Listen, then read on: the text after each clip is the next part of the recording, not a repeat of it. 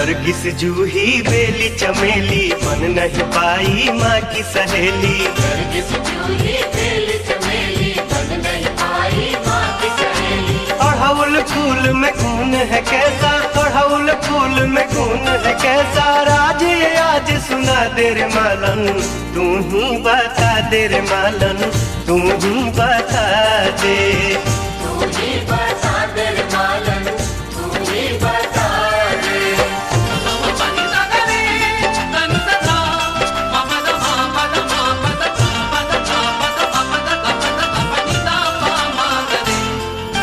गेंदा गुलाब चंपा फूलों में है ये प्यारे, क्योड़ा या रात रानी इनके बड़े नजारे। सूरजमुखी के जैसा कोई फूल नहीं है, सूरजमुखी के जैसा कोई फूल नहीं है।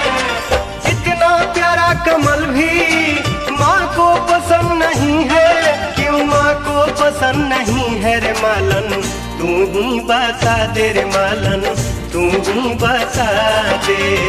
तू ही बता दे रे मालन, तू ही बता दे।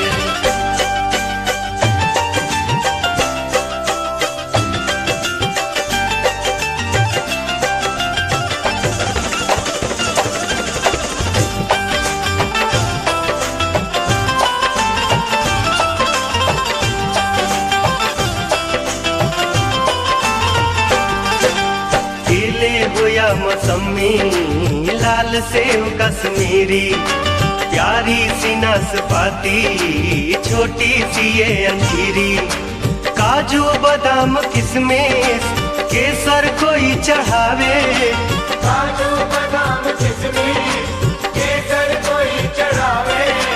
क्यों छाक और लवंग ही माता के मन को भावे, माता के मन को भावे रे मालन, तू ही बता दे रे मालन, तू ही बता दे।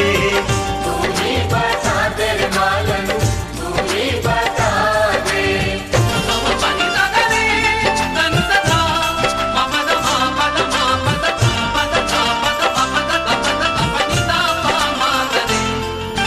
प्यारा सा इस जहां में रंग है बहुत ही प्यारे, दुनिया है सतरंगी प्यारे प्यारे नजारे।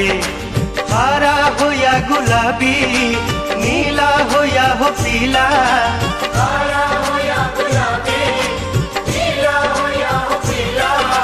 माँ को पसंद न जाए क्यों लाल रंग ही नीला, क्यों लाल रंग ही नीला रे मालन, तू ही बता दे रे मालन, तू ही बता दे। तू ही बता दे रे मालन, तू ही बता दे। नरगिस जूही बेली चमेली बन नहीं पाई माँ की सहेली। नरगिस जूही बेली चमेली बन नहीं पाई माँ की सहेली। अड़हुल फूल में खून है कैसा, अड़हुल फूल में खून है कैसा, राज ये आज सुना दे रे मालन, तू ही बता दे रे मालन, तू ही बता दे।